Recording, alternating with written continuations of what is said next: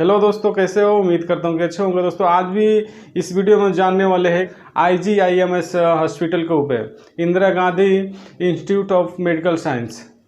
तो उसके ऊपर बात करने वाले हैं। जैसे कि हम जब भी रजिस्ट्रेशन कर रहे हैं तो वो क्या है कि स्लिप जो हम क्रिएट करते हैं, तो दोस्तों आज हम बात करने वाले हैं जो ऑनलाइन हम रजिस्ट्रेशन कर रहे हैं तो उसमें बहुत सारे दिक्कतें आ रही है। रजिस्ट्रेशन नहीं हो पा रहा है, फुल बता रहा है और हो नहीं पा रहा है। अमुक डिपार्टमेंट हो भी जा रहा है, अमुक डिपार्टमेंट ऐसा है कि जो 2-4 मिनट होता है। जैसे कि मान लीजिए सुबह 8 बजे ओपन होता है, ऑनलाइन चालू होता है वो एप्लीकेशन में स्लिप बुक होना।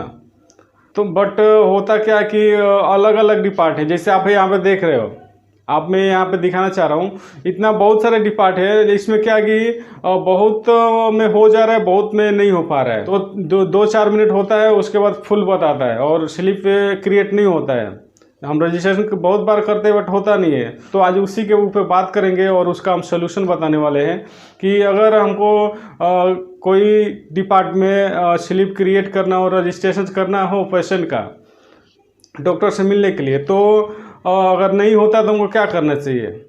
जैसे कि हमको आज से 2 दिन पहले एक हमारे मित्र ने बात किया था और उसने बताया था कि हम बहुत दिक्कतें आ रही है, हो नहीं पा रहा है। जब हम रजिस्ट्रेशन कर रहे हैं तो जैसे मतलब 8 बजे चालू होता था, 8:05 8:04 हो रहा है, तो होता क्या कि फुल बताने लग रहा है। तो इस समय हमें क्या करना चाहिए। तो दोस्तों वीडियो स्टार्ट करेंगे, बट वीडियो स्टार्ट करने से पहले मैं आपसे रिक्वेस्ट करूंगा कि अभी तक हमारे चैनल को सब्सक्राइब नहीं किया तो सब्सक्राइब कर लीजिए और घंटी को ऑन कर दीजिए ताकि आने वाले वीडियो का आपको नोटिफिकेशन मिलता रहे। तो दोस्तों सलूशन यही होगा। जैसे कि मान लीजिए कि हम जिस डिपार्ट में हमको डॉक्टर के लिए अपॉइंटमेंट के लिए हम रसीद क्रिएट कर रहे हैं और वो 2-4 मिनट बाद फुल हो जा रहा है। इस सिचुएशन में क्या करना चाहिए। जैसे हम रजिस्ट्रेशन कर रहे हैं और नहीं हो पा रहा है और हमारा पेशेंट जो है मान लीजिए सीरियस है, इमरजेंसी है और हमको डॉक्टर से मिलना ज़रूरी है, तो उस टाइम हमको क्या करना चाहिए। जैसे कि मान लीजिए कि जिस डिपार्टमेंट हमको जाना है और उसमें आपको पता है और हमें लग रहा है कि 2-4 मिनट बाद बुक हो जा रहा है, तो उसमें क्या होना चाहिए कि जैसे 2-4 लोग अब घर के हो या हमारे मित्र हो, उस टाइम क्या होना चाहिए। जैसे कि हमारे मित्र होते ही 2-4 होते हैं, हमारे घर पे भी 2-4 फ़ोन होता है, तो उसमें क्या कि हर सब फ़ोन से हमको क्या करना है कि ट्राई करना चाहिए कि मतलब जिस फ़ोन से जल्दी हो जाता है बुक तो उतना बेस्ट होता है और हमारा काम हो जाएगा। जो स्लिप क्रिएट हो जाता है तो ऑनलाइन रजिस्ट्रेशन हो जाएगा तो हमारा काम हो जाएगा और फिर हम जाके डॉक्टर से मिल सकते हैं। तो यही एक रास्ता है कि जैसे कि अगर 2-4 फ़ोन घर पे है या हमारे मित्र है तो एक स्लिप के लिए 2-4 को ट्राई करना चाहिए। ट्राई करने में क्या है, कोई ना कोई एक से एक पर्सन तो बुक कर ही देगा। तो दोस्तों ये तरीका आप अपना सकते हैं। तो दोस्तों दूसरी बात ये है, जैसे कि हमारा पेशेंट हॉस्पिटल में एडमिट हो गया, दाखिल हो गया है और उसका ट्रीटमेंट चल रहा है, तो जो जितने सारे ट्रीटमेंट हो रहा है उसका जो रसीद है, जो दवाई की रसीद है, पर्ची है, उसको क्या करना चाहिए, हमको संभाल के रखना चाहिए। संभालने का फ़ायदा ये होता है और नुकसान ये होता है कि मान लीजिए कि डॉक्टर होते क्या है कि एक ही बार लिख देंगे, एक ही बार दवा लिखेंगे। दवा कम नहीं ज़्यादा ही लिखते हैं। ज़्यादा इसलिए लिखते हैं कि पेशेंट कब सीरियस हो जाए तबीयत और कब नॉर्मल हो जाए, तो थोड़ा एडवांस में ही लिखते हैं। एडवांस में लिखने का मतलब ये होता है कि एडवांस में अगर आप लाते हो दवा, अब आयुष्मान भारत से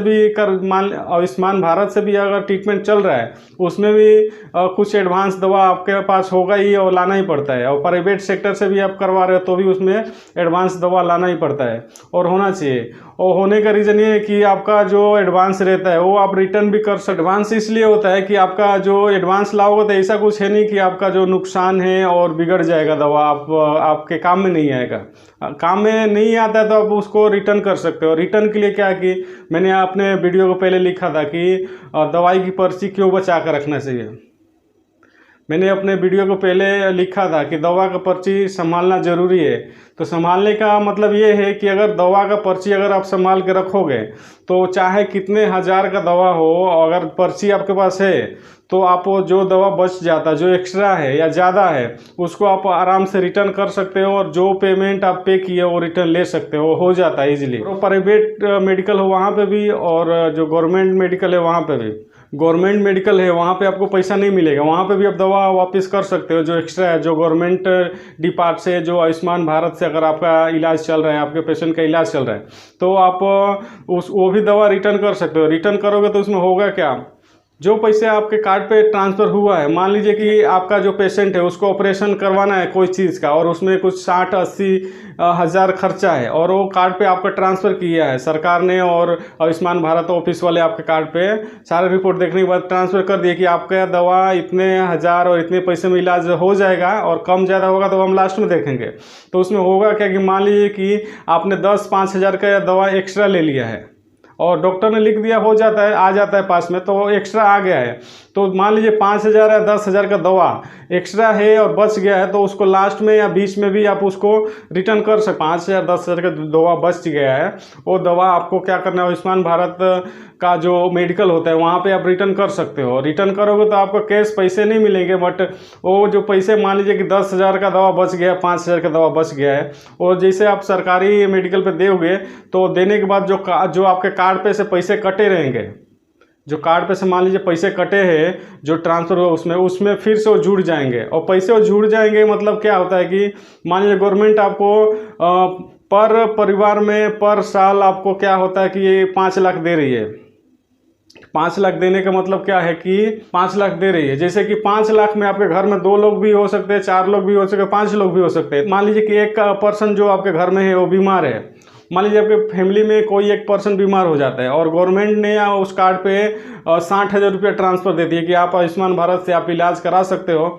तो पेशेंट, मान लीजिए कि गवर्नमेंट ने 60,000 दिया है, और पेशेंट आपका 40,000 और 20,000 या 50,000 में ठीक हो जाता है। जो अमाउंट बचता है 5,000 या 10,000 20,000 जो भी अमाउंट आपके उस कार्ड पे बचेगा उस पेशेंट का, तो वो पैसे क्या होता है, फिर से वो चला जाएगा, वो 5 लाख में जो बचा होगा उसमें फिर से जुड़ जाएगा, और पैसे जुड़ जाता है। फायदा भी आपके फैमिली में किसी का तबीयत तो फिर से बिगड़ता है, तो वो पैसे फिर से उसको मिलेगा और उसका ट्रीटमेंट होगा। तो इस तरह काम करता है जो आयुष्मान भारत का कार्ड है, और जो फ्री में हम 5 लाख का इलाज और बीमारी का दवा करा सकते हैं। तो ऐसा होता है कि मतलब कि गवर्नमेंट आपको पैसा दे रही है कि मान लीजिए कि 1,00,000-2,00,000 ट्रांसफर दे दिया आपके कार्ड पे, और आपका बीमारी, आपका ऑपरेशन, आपका सर्जरी 50,000 लाख में ही हो गया, और 1,50,000 मान लीजिए ट्रांसफ़र दिए, तो जो पैसा बचता है वो फिर से रिटर्न हो जाता है, मतलब रिटर्न चले जाता रहेगा। जो परिवार का मेन रहता है उनके नाम पे ही वो पैसे रहेंगे। जब जितना बचा है साल में, मान लीजिए कि आपका फैमिली में किसी का बीमारी हुई तो 1,50,000 खर्चा हो गया, तो 1,50,000 खर्चा हो गया तो 5,000 में 1,50,000 गया, तो हुआ कितना,